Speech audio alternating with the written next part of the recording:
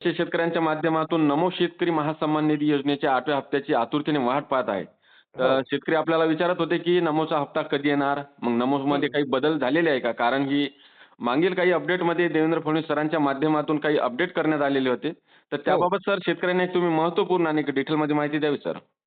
सर्वप्रथम तुमच्या पहिल्या प्रश्नाचं उत्तर देतो, की नमो शेतकरी योजनेमध्ये काही बदल झाले आहेत का? नंतर नमो शेतकरीचा 8वा हप्ता कोणत्या शेतकऱ्यांच्या खात्यामध्ये येणार, कधी येणार, काय येणार आणि तारीख कोणती आहे? मी बरोबर. तुम्हाला व्हिडिओच्या शेवटी सांगणारच आहे. परंतु सर्वप्रथम तुम्ही म्हणले, की बाबा नमो शेतकरीत काही बदल झालेत का? तर हो. 100% राज्य सरकारच्या माध्यमातून नमो शेतकरी योजनेमध्ये मोठे बदल केलेले आहेत आणि खूप महत्त्वाची माहिती शेतकऱ्यांनी शेवटपर्यंत बघावी. कारण की नमो शेतकरीच्या 8व्या हप्त्यासाठी राज्य सरकारने तब्बल 6 लाख शेतकरी अपात्र केलेले आहेत आणि अपात्र करण्याचं कारण मी तुम्हाला सर्वप्रथम सांगणार आहे. आता बरोबर. राज्य सरकारच्या माध्यमातून असं सांगितलं जात आहे, की नमो शेतकरीसाठी एखाद्या कुटुंबामधील पती किंवा पत्नी नमो शेतकरी योजनेचा लाभ घेत असतील, तर हो. असं जमणार नाही. नमो शेतकरीचा लाभ कुटुंबामधील एकाला दिला जाईल. पती किंवा पत्नी दोघं जरी लाभ घेत असतील, तर पतीला तरी लाभ दिला जाईल किंवा पत्नीला तरी लाभ दिला जाईल किंवा दोघांपैकी एकाला अपात्र केलं जाईल. त्यामुळे असे 2.5 लाख शेतकरी असे आहेत, की नमो शेतकरी योजनेअंतर्गत एका कुटुंबामध्ये दोघं जण लाभ घेतात. पती आणि पत्नी दोघं जण लाभ घेतात. मग असे 2.5 लाख शेतकरी याच्यासाठी अपात्र केलेले आहेत. हे सर्वप्रथम शेतकऱ्यांनी माहीत करून घ्यावं. जसं बरोबर. की आपण बघितलंच आहे, काही बोगस लाभार्थी होते नमो शेतकरी योजनेचा लाभ घेणारे. हो. त्यामुळे बोगस लाभार्थ्यांना सुद्धा याच्यासाठी अपात्र केलेलं आहे. तुम्ही पाहिलंच आहे की नमो शेतकरीचा 7वा हप्ता 3 महिन्यापूर्वी वितरित झाला होता. नमो शेतकरीचा 7वा हप्ता जवळपास राज्यातील 96 लाख शेतकऱ्यांच्या खात्यामध्ये जमा झाला होता. आणि बरोबर. ज्यावेळेस पीएम किसानचा मागचा 21 नोव्हेंबरला जो हप्ता वितरित झाला, तर पीएम किसानचा जो हप्ता वितरित झाला, तर ते पीएम किसानचा हप्ता राज्यातील 93 लाख शेतकऱ्यांच्या खात्यामध्ये जमा झाला. मग बरोबर. हा जो नमो शेतकरीचा येणारा जो 8व्या हप्त्यासाठी पात्र शेतकरी संख्या आपण बघितली, तर त्याच्यामध्ये 90,41,241 शेतकरी संख्या दाखवते. हो. म्हणजे नमो शेतकरीच्या 7व्या हप्त्याच्या तुलनेत या 8व्या हप्त्यासाठी जर पाहायला गेलं तर एकंदरीत 6 लाख शेतकरी कमी केलेले आहेत. मग ते 6 लाख कमी केल्याची कारणं काय सांगितली सरकारनं? पती किंवा पत्नीला एका कुटुंबामध्ये लाभ घेत असेल तर एकालाच लाभ दिला जाईल. बोगस लाभार्थी सरकारने काढून टाकलेले आहेत. एखादा शेतकरी आहे पण तो शिक्षक आहे, सरकारी नोकरदार आहे, तर त्यांचा सुद्धा लाभ बंद केलेला आहे. बरोबर. अशा प्रकारे सर्वप्रथम हे नमो शेतकरी योजनेमध्ये असे बदल केले की 6 लाख शेतकरी अपात्र केलेले आहेत. हं, बरोबर. हं. तर सर आता शेतकऱ्यांना मग महत्त्वपूर्ण कोणकोणते कामे करावी लागणार?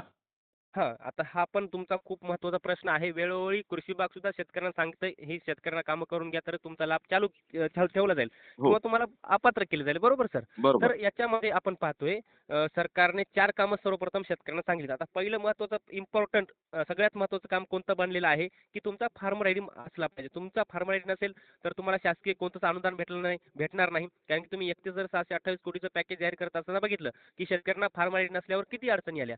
त्यामुळे लवकरात लवकर शेतकऱ्यांनी काय करायचं आहे, तुमच्याकडे फार्मर आयडी नसेल, तर लवकरात लवकर जवळच्या सीएससी केंद्रावर जाऊन तुम्ही फार्मर आयडी काढून घ्यायचं आहे. जसं की आपलं स्वतःचं आधार कार्ड असतं. आपल्या आधार हो. कार्डशिवाय आपलं कोणतंच काम होत नसतं. तसं बरोबर. ते शेतीचं आधार कार्ड म्हणजे तुमचं फार्मर आयडी. फार्मर आयडी लवकरात लवकर काढून घ्या. हे पहिलं काम करायचं आहे. दुसरं काम आहे सगळ्यात महत्त्वाचं म्हणजे लँड सीलिंग. आता तुमचा शेतीचा लँडचा प्रॉब्लेम नो असेल, तर तुम्हाला हो. नमो शेतकरीचा 8वा हप्ता येणार नाही किंवा नमो शेतकरीचा पुढचा कुठलाच हप्ता येणार नाही. पीएम किसानचाही हप्ता येणार नाही. हं. त्यामुळे तुम्हाला हे काम करायचं आहे. त्यानंतर बरोबर. तुम्हाला काय करायचं केवायसी. हो. आता पीएम किसानची केवायसी करायची आहे. आता बरेच सारे शेतकरी म्हणतील, "सर आम्ही पीएम किसानची केवायसी केलेली आहे. नमो शेतकरीची केली नाही. मग आम्हाला नमो शेतकरीसाठी वेगळी केवायसी करायची गरज आहे का?" तर बरोबर. नाही. कारण की पीएम किसानचेच लाभार्थी राज्यानं नमो शेतकरीसाठी पात्र केली आहे. त्यामुळे पीएम किसानची केवायसी केलेली असेल, तर ऑलरेडी तुमची नमो शेतकरीची केवायसी होऊन जाईल. हो. त्यामुळे तुम्ही पीएम किसानचीच केवायसी केली नसेल, तर पीएम किसानची केवायसी करून घ्या. नमो शेतकरीसाठी तुम्हाला केवायसी करण्याची गरज नाही. आता बरोबर. लँड सीडिंग झालं, आधार सीडिंग हे झालं, सगळं झालं. त्यानंतर तुमचं आधार सीडिंग म्हणजे तुमच्या आधारला बँक खातं लिंक असलं पाहिजे. बरोबर. तुमच्याकडे फार्मर आयडी असेल, तर तुमच्या फार्मर आयडीला आधार कार्ड लिंक असलं पाहिजे आणि तुमच्या आधारला बँक खातं लिंक असलं पाहिजे. तर हे का असलं पाहिजे, की सरकारची आता कोणतंही पेमेंट डीबीटीद्वारे वितरित होतंय. म्हणजे डायरेक्ट बेनिफिट ट्रान्सफर म्हणजे तुमच्या आधारला लिंक असलेलं बँक खातं, त्या खात्यामध्ये पेमेंट ट्रान्सफर होतंय. ऑलरेडी तुमच्या आधारला बँक खातं लिंक असलं पाहिजे. त्याशिवाय तुम्हाला हे हप्ता येणार नाही. त्यामुळे ही सर्वप्रथम 4 कामं करायची आहेत. 4 कामं बरोबर. केल्याशिवाय तुम्हाला हप्त्याचा लाभ दिला जाणार नाही. हं. आणि सर एक महत्त्वपूर्ण आणि एक आपल्याकडे एक प्रश्न होता आणि शेतकऱ्यांच्या माध्यमातून सुद्धा आपल्याला ते सांगण्यात आला हो, होता. हो. तर सर ते प्रश्न आहे, की मुख्यमंत्री माझी लाडकी बहीण ज्या बहिणींना लाभ मिळत आहे, तर मग त्यांना हं. नमो शेतकरीचा किंवा पीएम किसानचा लाभ मिळणार का नाही मिळणार? हां, नक्कीच. हा पण सर तुम्ही खूप महत्त्वाचा प्रश्न विचारला आहे सर. कारण की काही महिलांच्या नावावरती जमिनी आहेत. हो. त्यांनी मुख्यमंत्री माझी लाडकी बहीण योजनेचे फॉर्म भरलेले आहेत. मग त्यांना पीएम किसानचाही लाभ दिला जातोय, नमो शेतकरीचाही लाभ दिला जातोय आणि लाडकी बहिणीचाही लाभ दिला जातोय. हे तिन्ही लाभ बरोबर. दिले जातात. पण आता मागच्या काही दिवसापासून आपण बघत आलोय, ज्या महिलांच्या नावावरती जमीन आहे त्यांना पीएम किसानचे हप्ते रेग्युलर भेटतात. नमो शेतकरीचे हप्ते रेग्युलर भेटतात. पण त्यांना मुख्यमंत्री माझी लाडकी बहीण योजनेचा जो आता रेग्युलर किती महिना मिळतो ₹1,500 बरोबर सर? हो, हो. तर बरोबर. ₹1,500 महिना भेटतो. मग ज्या महिलांच्या नावावरती पीएम किसान नमोचे पैसे येतात, तर त्यांना फक्त मुख्यमंत्री माझी लाडकी बहीण योजनेचे फक्त ₹500 महिना मिळतोय. हो. कारण की पीएम किसान अंतर्गत ₹500 भेटतात. नमो शेतकरी अंतर्गत महिन्याला ₹500 भेटतात आणि लाडकी बहिणीचे पैसे असे मिळून 1,500. लाडकी बरोबर. बहिणीचे पण महिन्याला ₹1,500 भेटतात. म्हणजे दुसऱ्या महिलांना आणि या महिलांना समान अधिकार, समान पैसे ट्रान्सफर करण्यासाठी सरकारने ही योजना आखलेली आहे. हो. मग आता जर एखाद्या कुटुंबामध्ये पती किंवा पत्नी दोघंही लाभार्थी असतील, तर त्या पतीला जर पात्र केलं असेल पीएम किसान नमो शेतकरीसाठी, परंतु या पत्नीला जर अपात्र केलं असेल पीएम किसान नमो शेतकरीसाठी, तर मुख्यमंत्री लाडकी बहीण योजनेअंतर्गत मिळणारे ₹500, तर ₹500 ऐवजी आता त्या महिलेला पूर्ण ₹1,500 लाभ दिला जाईल का? असाच प्रश्न आहे ना सर तुमचा? बरोबर, तर बरोबर. नक्कीच त्या महिलेचे जर पीएम किसान नमो शेतकरीचे हप्ते बंद झाले किंवा बंद केले, हं. तर मुख्यमंत्री माझी लाडकी बहीण योजनेअंतर्गत त्या महिलेला पूर्णपणे लाभ जो ₹1,500 सरकार देते, तर तो बरोबर. ₹1,500 लाभ सर पूर्णपणे भेटणार आहे. हं. हं. तर सर हा जो नमो शेतकरीचा 8वा हप्ता आहे, तर मग हे किती तारखेपर्यंत शेतकऱ्यांच्या बँक खात्यामध्ये येणार? हां, नक्कीच. हा पण खूप महत्त्वाचा प्रश्न आहे तुमचा. सध्या सर आपण पाहतोय राज्याच्या निवडणुकांचा निकाल 21 डिसेंबर 2025 रोजी आहे. कारण की सध्या ज्या निवडणुका काही झालेल्या आहेत किंवा काही जिल्ह्यातील, काही तालुक्यातील नगर परिषद, नगरपंचायतीच्या निवडणुका 20 डिसेंबरला आहेत.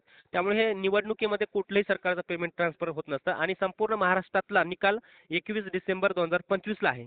त्यामुळे 21 डिसेंबरपर्यंत हे कुठलंही पेमेंट ट्रान्सफर होणार नाही हे मात्र स्पष्ट आहे.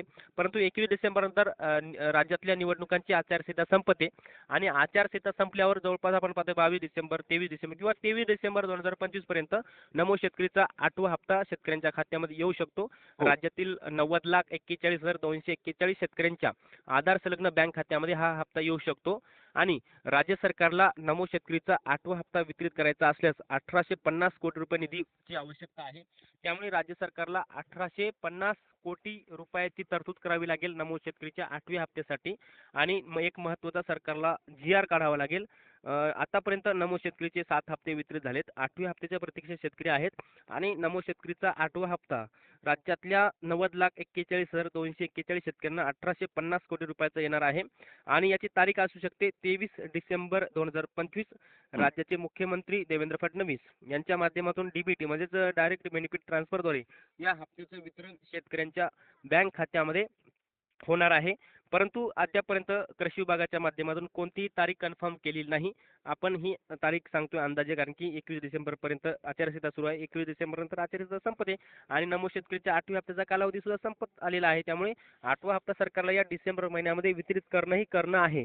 कारण की कालावधी संपत चाललेला आहे. बरोबर. त्यामुळे या डिसेंबर जरी 23 डिसेंबरला जरी हा हप्ता नाही आला सर, तर या डिसेंबर महिन्याच्या शेवटच्या आठवड्यापर्यंत किंवा या महिन्यामध्ये 100% हा नमोचा 8वा हप्ता शेतकऱ्यांच्या बँक खात्यामध्ये येणार आहे. बरोबर सर. तुमचं म्हणणं आहे की 23 डिसेंबर किंवा डिसेंबरच्या शेवटच्या आठवड्यापर्यंत हे जो नमो शेतकरीचा 8वा हप्ता आहे, हे वितरण होण्याची शक्यता आहे. हो. तर सर आता एक आपला महत्त्वाचा प्रश्न होता. तो हं. म्हणजे आता तुम्ही बघितलं 5 ते 6 महिने झालेले आहे नमो शेतकरीचा 7वा हप्ता वितरण म्हणजे 7वा हप्ता वितरण हं. केला होता. 5 हो. ते 6 महिने पूर्ण झालेले आहेत. तर बऱ्याचशा शेतकऱ्यांच्या माध्यमातून असा प्रश्न विचारण्यात येत होता की दोन्ही हप्ते एकत्र मिळणार आता म्हणजे 8वा आणि 9वा की एकच मिळणार? जर सरकारने या डिसेंबर महिन्यामध्ये जर तो नमोचा 8वा हप्ता वितरित केला नाही, तर जानेवारी महिन्यामध्ये मग नमोचा 8वा आणि 9वा हे दोन्ही हप्ते एकत्र वितरित होण्याची शक्यता आहे. जर हां. या डिसेंबरमध्ये नमोचा 8वा हप्ता नाही आला तर बरं, वितरित बरं, होऊ बरं. शकतो. हं. तर ओके, ओके. धन्यवाद सर. तुम्ही शेतकऱ्यांना एक महत्त्वपूर्ण आणि डिटेलमध्ये माहिती दिल्याबद्दल. नक्कीच सर. धन्यवाद.